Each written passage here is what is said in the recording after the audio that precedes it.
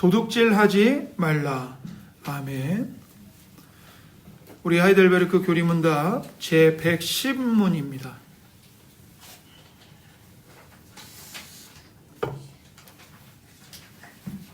제110문. 하나님은 제8계명에서 무엇을 금하십니까? 하나님께서는 국가가 정한 법에 의해 처벌을 받게 되는 도둑질과 강도질만을 금하신 것이 아닙니다. 이것들뿐만 아니라 이웃의 것을 빼앗으려고 하는 속임수나 간계들도 이 계명으로 금하셨습니다. 예를 들어 강제로 또는 합법성을 가정하여 저질러지는 부정직한 저울이나 계량기나 잣대, 불량품, 위조화폐나 고리대금 등 그가 금하신 방식에 의한 것들을 금하셨으며 또한 모든 탐욕을 금하시고 그가 베푸신 선물들을 조금이라도 잘못 사용되거나 낭비하는 일도 금하셨습니다. 십계명 중 제5계명은 하나님이 사람 사이에 세우신 질서와 권위를 서로 인정할 것을 요구합니다. 그에 이어서 제6계명은 하나님의 형상으로 지음을 받은 모든 사람을 욕되게 하거나 미워하거나 상하게 하거나 죽이지 말라고 명령하십니다. 그리고 제7계명은 이 간음으로 대표되는 불결, 부정을 하나님이 정죄하시기 때문에 온 마음으로 불결과 부정함을 미워하고 순결하고 규모 있게 살아가라고 명령을 합니다. 그리고 이제 제8계명은 내 이웃의 유익을 도모하고 남들에게 대접을 받고자 하는 대로 이웃을 대접하라고 요구합니다. 자, 우리가 이제 110문을 통해서 먼저 하나님이 제8계명에서 무엇을 금하시는지를 보고자 합니다. 제10계명의 8계명은 도둑질하지 말라입니다. 그래서 출애굽기 20장 15절에 이렇게 말씀하시죠. 도둑질하지 말라. 하이델베르크 교리문답은 다른 계명들에 대한 해석에서는 하나님이 무엇을 요구하시느냐고 질문을 합니다. 그런데 제8계명에 대해서만은 가장 먼저 하나님이 무엇을 금하시는지를 묻고 답한 다음에 하나님이 무엇을 요구하시는지를 묻습니다. 그러니까 가장 먼저 8계명에서는 하나님이 무엇을 금하십니까? 이것부터 다루고 있는 것입니다. 그래서 크게 보면 제5계명은 사람들 간의 관계를 다루고요. 제6계명은 사람들의 생명을 다루고 제7계명은 사람들의 순결을 다루고 제8계명은 사람들의 재산을 다룹니다. 그리고 이제 제9계명은 사람들 간의 진실을 다루고 그리고 마지막 제10계명은 사람들의 탐욕을 다룹니다.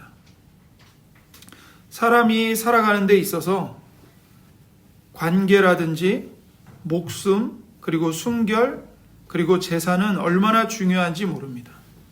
특별히 재산에 관련된 문제는 매일의 삶에서 발생합니다. 어떤 사람의 됨됨이는 재산 문제에 있어서 얼마나 정직하고 신실한가에 달려있다고 해도 과언이 아닙니다.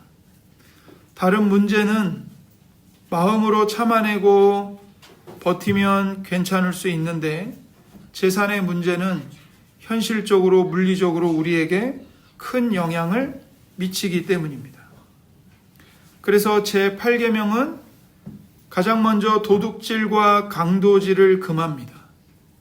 도둑질에는 이웃의 소유물을 자기가 가지려고 하는, 자기가 취하려고 하는 모든 악한 속임수와 수단들도 포함됩니다. 그래서 악한 사람들은 도둑질을 통해서 다른 사람에게 속한 재산을, 다른 사람의 것을 쉽게 자신의 것으로 삼으려고 합니다. 힘이나 권력을 악용해 강압적으로 빼앗는 것도 제8계명은 금지합니다.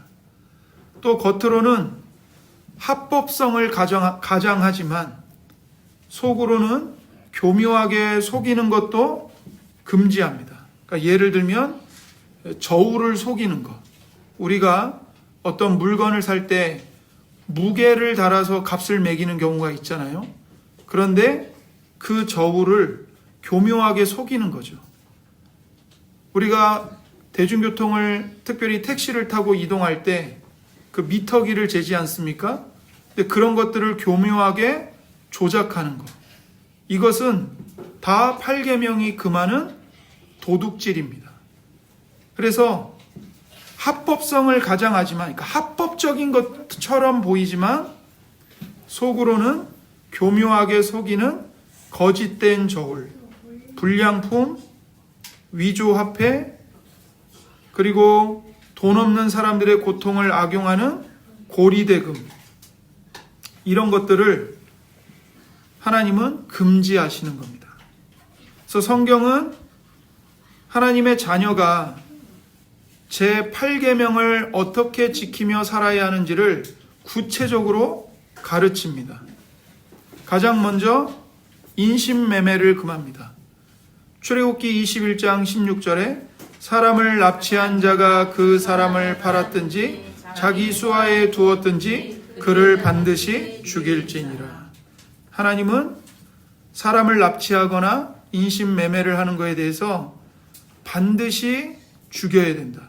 사형을 명령하심으로써 절대로 하지 말라고, 그것은 엄청난 죄악임을 하나님이 경고하시는 겁니다.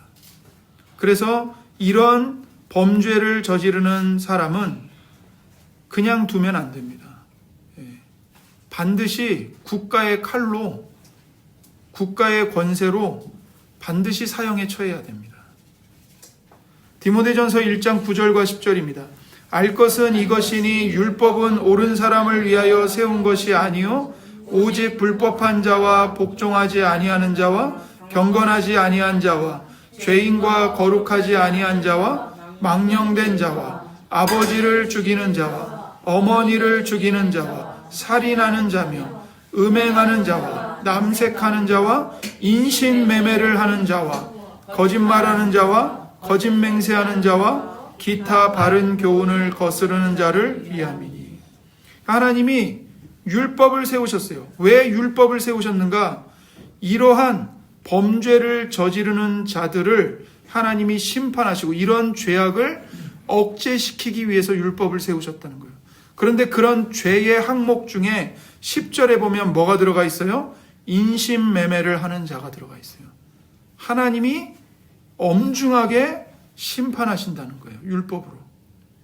인신매매는 과거에만 있었던 게 아니라 현대 사회에도 일어나고 있습니다. 유괴, 납치, 장기밀매, 이런 끔찍한 범죄가 다양한 방법으로 이루어지고 있어요. 그러니 공의를 바르게 세우기 위해서 국가는, 그리고 정부는, 위정자는 이런 범죄자들을 사형으로 엄하게 처벌해야 합니다. 엄하게 처벌해야 돼요. 사형을 미루어서는 안 됩니다. 둘째로 훔친 물건을 소유하거나 사고 파는 것을 금합니다. 훔친 물건을 사는 것은 도둑과 한편이 되는 겁니다. 잠언 29장 24절입니다. 도둑과 짝하는 자는 자기의 영혼을 미워하는 자라. 그는 저주를 들어도 진술하지 아니하느니라. 여기 도둑과 짝하는 자가 나와요. 도둑이 훔친 물건을 사주는 사람, 그런 행동은 도둑과 짝이 되어서, 도둑과 한편이 되어서 도둑질을 격려하는 것이고 도둑질과 다르지 않은 겁니다. 그거는 자기 영혼을 하나님 앞에서 미워하는 것이고 저주를 받게 하는 거예요. 세 번째로 8계명은 속이는 저울과 거짓된 계량기를 금합니다. 잠언 20장 10절에 한결같지 않은 저울추와 한결같지 않은 되는 다 여호와께서 미워하시느니라. 여기 무게를 재는 저울추, 그 용량을 재는 돼. 그러니까 이 모든 게 다 계량기잖아요. 계량기. 그것을 정직하게 한결같이 공평하게 하지 않고 이거를 조작하거나 거짓되이 속이는 것을 하나님께서는 전부 다 미워하신다고 말씀하십니다.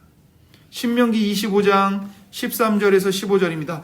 너는 내 주머니에 두 종류의 저울추 곧 큰 것과 작은 것을 넣지 말 것이며 내 집에 두 종류의 돼 곧 큰 것과 작은 것을 두지 말 것이요 오직 온전하고 공정한 저울추를 두며 온전하고 공정한 되를 둘 것이라. 그리하면 내 하나님 여호와께서 내게 주시는 땅에서 내 날이 길리라. 여기서도 엄히 경고하시죠. 그러니까 속임수로 길이를 조작한다든지 무게를 조작한다든지 양을 조작한다든지 그것으로 인해서 돈을 더 많이 받는다든지 물건을 더 적게 판다든지 하는 모든 거짓된 행위를 하나님은 엄히 금지하시고 미워하시는 겁니다. 그리고 공정하고 공정하게 저울추와 되를 사용하면 하나님께서 너에게 주시는 땅에서 너의 날이 길게 하겠다. 장수의 복을 주겠다. 평안히 살게 하겠다. 약속하시는 거죠. 그래서 네 번째, 지게표 제거를 금합니다. 신명기 19장 14절입니다. 내 하나님 여호와께서 내게 주어 차지하게 하시는 땅, 곧 내 소유가 된 기업의 땅에서 조상이 정한 내 이웃의 경계표를 옮기지 말지니라. 이스라엘 백성들은 하나님께 땅을 받았습니다. 그들은 왕에게, 사람에게 땅을 받은 게 아닙니다. 여호수아 시대에 하나님으로부터 제비를 뽑아서 지파별로, 가족별로 땅을 분배받았습니다. 하나님께 분배받은 땅의 경계를, 이 경계표를 세워서 나타냈어요. 여기까지가 우리 가족의 땅이다. 여기까지가 이웃의 땅이다.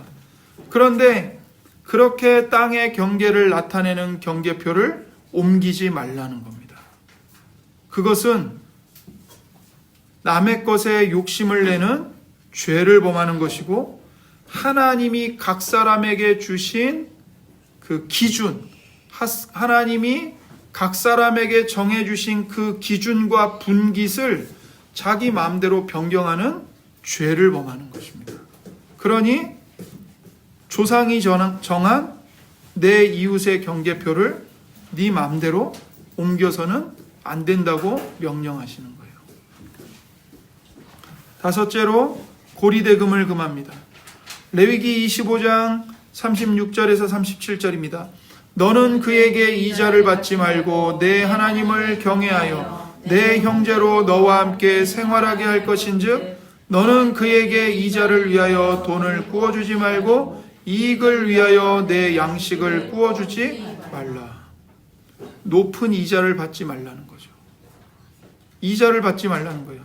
이자를 받고 돈을 구워주지 말라는 거예요. 그렇게 하지 말라는 거예요. 시편 15편 5절입니다.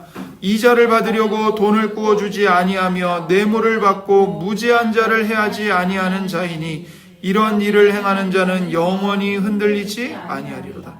하나님께서 어떤 사람을 기뻐하시고 어떤 사람들에게 복을 주시며 어떤 사람들이 하나님 앞에서 영원히 살아갈 수 있는가? 이자를 받으려고 돈을 구워주지 않는 사람.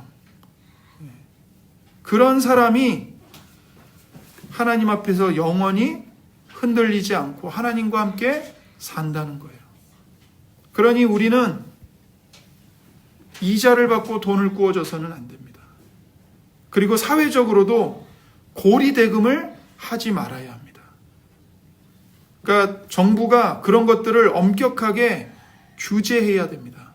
고리대금을 주고받지 못하도록. 여섯째, 뇌물을 금합니다. 출애굽기 23장 8절입니다. 너는 뇌물을 받지 말라. 뇌물은 밝은 자의 눈을 어둡게 하고 의로운 자의 말을 굽게 하느니라. 욥기 15장 34절입니다.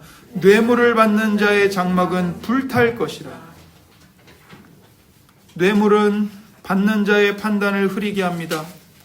뇌물 제공자에게 편중된 이익을 불법적으로 주기 때문에 뇌물을 제공하는 사람은 그만큼 타인의 것을 도둑질하는 것입니다. 우리나라에서 발생하는 대형 범죄에 뇌물이 빠지지 않아요.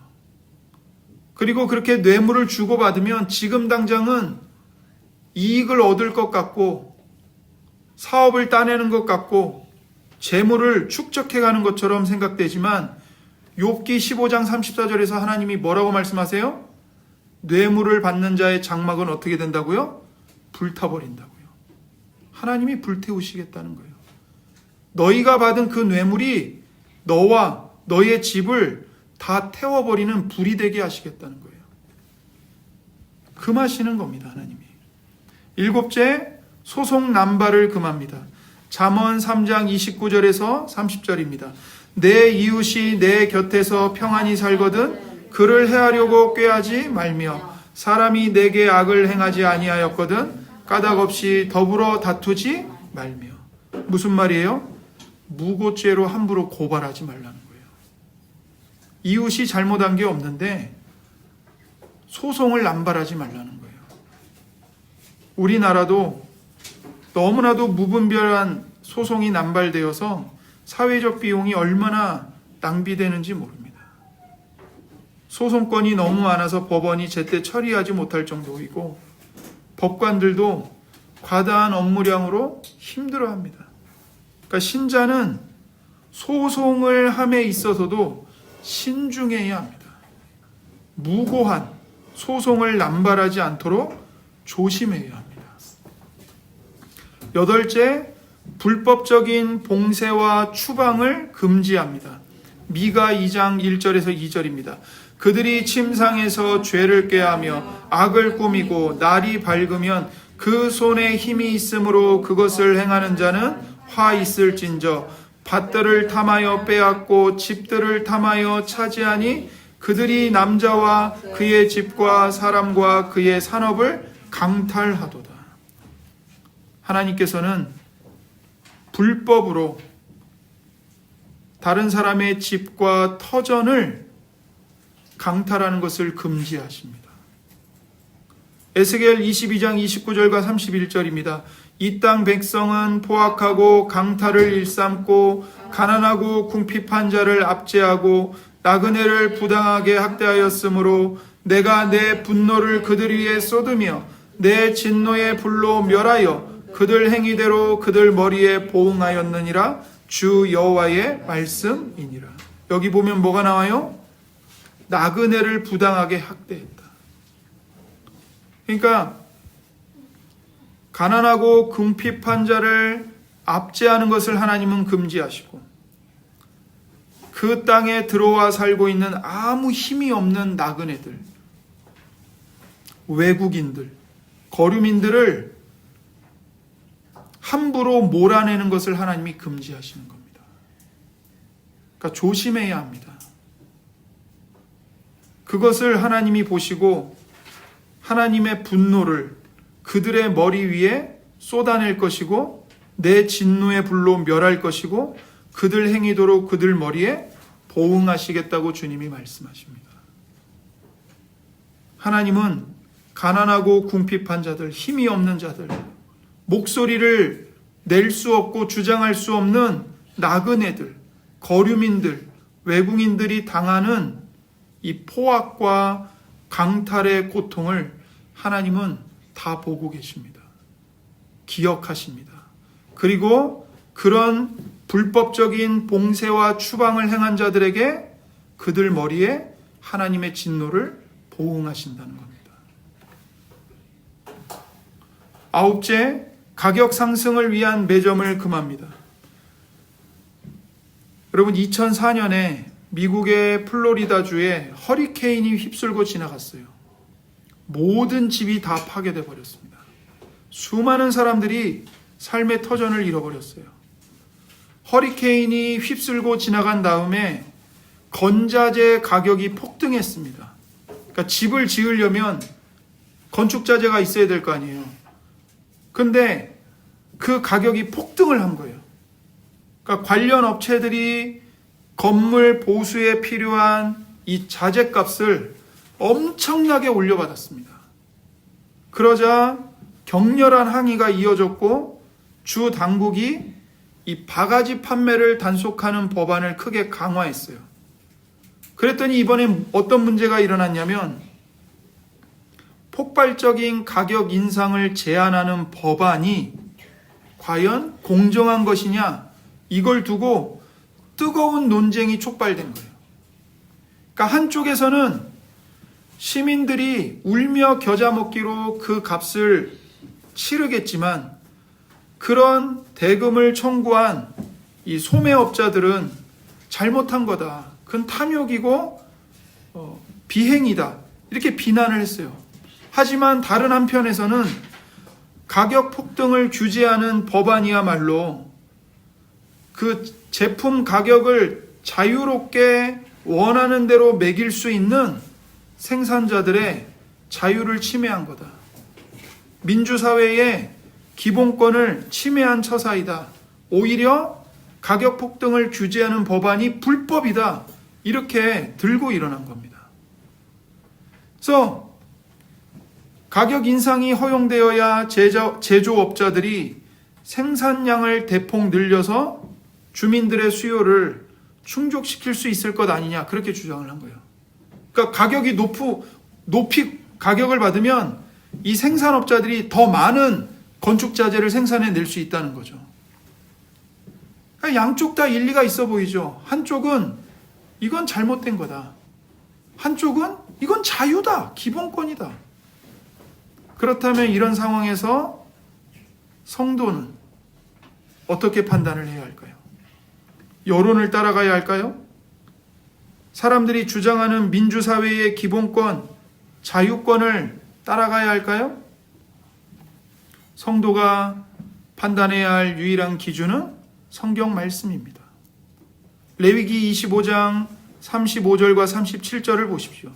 내 형제가 가난하게 되어 빈손으로 내 곁에 있거든 너는 그를 도와 거류민이나 동거인처럼 너와 함께 생활하게 하되 너는 그에게 이자를 받지 말고 내 하나님을 경외하여 내 형제로 너와 함께 생활하게 할 것인즉 너는 그에게 이자를 위하여 돈을 구워주지 말고 이익을 위하여 내 양식을 구워주지 말라. 여러분, 이 말씀을 곰곰이 생각해 보세요. 이 말씀이 지금 뭘 말하고 있죠?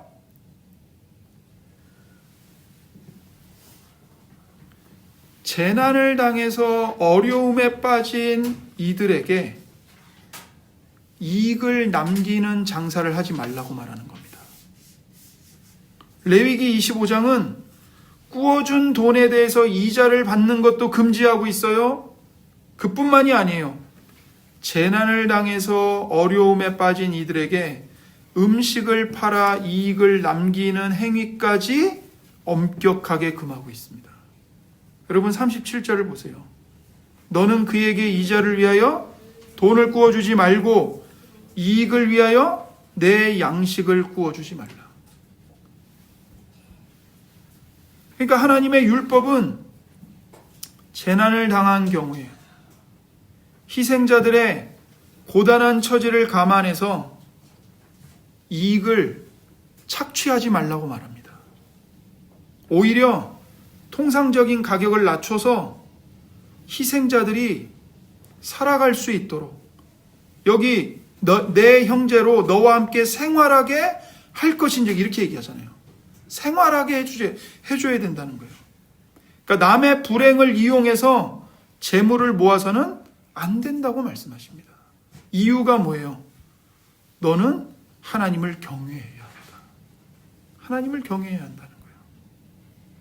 그러니까 너의 형제가 가난하게 되어서 재난을 당해서 빈손으로 네 곁에 있을 때 이익을 얻기 위해 폭리를 취하는 장사를 하지 말라는 거죠. 심지어 음식을 팔 때조차도 이익을 위하여 너의 양식을 구워주지 말라는 겁니다. 그래서 잠언 11장 26절에 이렇게 말하죠. 곡식을 내놓지 아니하는 자는 백성에게 저주를 받을 것이나 파는 자는 그의 머리에 복이 임하리라. 곡식이 없어요. 사람들이 곡식을 못 구해서 고통을 당해요. 그런데 이 곡물 가격이 자기가 원하는 만큼 폭등할 때까지 곡물을 내놓지 않고 팔지 않는 사람들이 있어요. 그런데 그들에게는 저주를 받는다는 겁니다. 곡식을 내놓지 아니하는 자는 백성에게 저주를 받을 것이나, 그러나 그 곡식을 백성들을 위해 파는 자는 그의 머리에 복이 임하리라. 그러니까 하나님은 남의 불행을 이용해서 재물을 모으는 것도 엄격하게 금지하십니다. 그렇게 해서는 안 된다는 거예요. 10번째, 임금을 지급하는 것을 거부하고 체불을 금합니다. 신명기 24장 15절입니다. 그 품삯을 당일에 주고 해진 후까지 미루지 말라. 이는 그가 가난함으로 그 품삯을 간절히 바람이라. 그가 너를 여호와께 호소하지 않게 하라. 그렇지 않으면 그것이 내게 죄가 될 것임이라. 품삯을 당일에 주라는 거죠. 미루지 말라는 거예요. 야고보서 5장 4절입니다. 보라, 너희 밭에서 추수한 품꾼에게 주지 아니한 삭시 소리 지르며 그 추수한 자의 우는 소리가 만군의 주의 귀에 들렸느니라. 임금을 부당하게 깎거나 주지 않는 만큼 도둑질한 것입니다. 그것이 너에게 죄가 될 것이라고 하나님은 경고하십니다.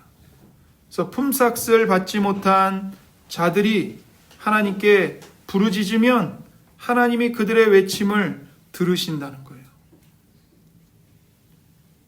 단기적으로 임금을 주지 않거나 체불하는 게 이득 같지만 하나님은 그런 자를 반드시 벌하십니다. 벌하세요. 주님께서 그들의 우는 소리를 들으시기 때문입니다. 11번째, 세상 재물에 대한 과도한 사랑을 금합니다. 잠언 23장 4절에서 5절입니다. 부자 되기에 애쓰지 말고 내 사사로운 지혜를 버릴지어다. 내가 어찌 허무한 것에 주목하겠느냐. 정령이 재물은 스스로 날개를 내어 하늘을 나는 독수리처럼 날아가리라. 우리가 재물을 무시하고 살 수는 없죠. 돈은 소중한 겁니다. 낭비하지 말아야 되고 절약해야 되고 하나님이 주신 것이니 하나님의 뜻에 맞게 선용을 해야 합니다. 그러나 그 재물에 집착해서는 안 됩니다. 부자 되기에 애쓰지 마라. 너의 사사로운 지혜를 버려라. 재물은 허무한 것이다. 정령이 재물은 스스로 날개를 달아서 독수리처럼 날아가 버릴 거다. 그런 재물을 의지하지 말라는 거예요. 하나님의 뜻에 합당하게 사용하라는 것입니다. 12번째로 재물에 대한 과도한 염려를 금합니다. 전도서 5장 11절에서 13절입니다. 재산이 많아지면 먹는 자들도 많아지나니 그 소유주들은 눈으로 보는 것 외에 무엇이 유익하랴. 노동자는 먹는 것이 많든지 적든지 잠을 달게 자거니와 부자는 그 부유함 때문에 자지 못하느니라. 내가 해 아래에서 큰 패단되는 일이 있는 것을 보았나니 곧 소유주가 재물을 자기에게 해가 되도록 소유하는 것이라. 어느 선을 넘어가는 재물, 내가 통제할 수 있는, 바르게 사용할 수 있는 그 선을 넘어가는 넘치는 재물은 해가 된다고 말합니다. 소유주를 더 행복하게 하는 것이 아니라 오히려 근심을 늘게 합니다. 그래서 그 부유함 때문에 잠을 못 자게 돼요. 자기가 감당할 수 있는 수준만큼만 재산을 늘려야 하는 것입니다. 소유주가 재물을 자기에게 해가 되도록 소유하는 것은 폐단입니다. 13번째, 타인의 번영에 대한 질투를 금합니다. 시편 37편 7절과 9절입니다. 여호와 앞에 잠잠하고 참고 기다리라. 자기 길이 형통하며 악한 꾀를 이루는 자 때문에 불평하지 말지어다. 분을 그치고 노를 버리며 불평하지 말라. 오히려 악을 만들 뿐이라. 진실로 악을 행하는 자들은 끊어질 것이나 여호와를 소망하는 자들은 땅을 차지하리로다. 하나님께서 때가 되면 우리 자신도 형통하게 하실 줄을 알고 타인의 번영을 시기하지 말고 불평하지 말고 오히려 그들의 번영을 자신의 것처럼 기뻐할 줄 알아야 한다는 것입니다. 하나님을 소망하는 자들, 여호와를 소망하는 자들은 땅을 차지하게 될 것이라고 약속하십니다. 14번째로 게으름과 방탕을 금합니다. 잠언 21장 17절입니다. 연락을 좋아하는 자는 가난하게 되고 술과 기름을 좋아하는 자는 부하게 되지 못하느니라. 연락, 잔치를 좋아하는 사람, 놀고 먹는 것을 좋아하는 사람은 가난하게 되는 거예요. 잠언 23장 20절에서 21절입니다. 술을 즐겨하는 자들과 공의를 탐하는 자들과도 더불어 사귀지 말라. 술 취하고 음식을 탐하는 자는 가난하여질 것이요 잠자기를 즐겨하는 자는 헤어진 옷을 입을 것임이니라. 잔치와 술과 노는 것을 좋아하는 자는 가난해지고 건강을 해치게 됩니다. 신자일수록 하나님이 주신 재능을 올바르게 사용해서 다른 사람을 유익하게 해야 합니다. 하나님이 주신 선물들을 남용하거나 낭비하면 안 됩니다. 또 신자는 반복되는 일상생활의 가치와 소중함을 알고 즐거워하면서 성실하게 살아가야 합니다. 16번째로 표절을 금합니다. 표절 역시도 타인의 지적 재산을 도둑질하는 것입니다. 16번째로 컨닝을 금합니다. 컨닝은 열심히 공부한 자의 소유를 도둑질하는 것입니다. 그러니 우리는 그것도 하지 말아야 합니다. 의외로 학교에서 시험 볼 때 대학교에서도 컨닝이 비일비재합니다. 심지어 신학교에서조차도요. 그거를 죄라고 생각하질 않아요.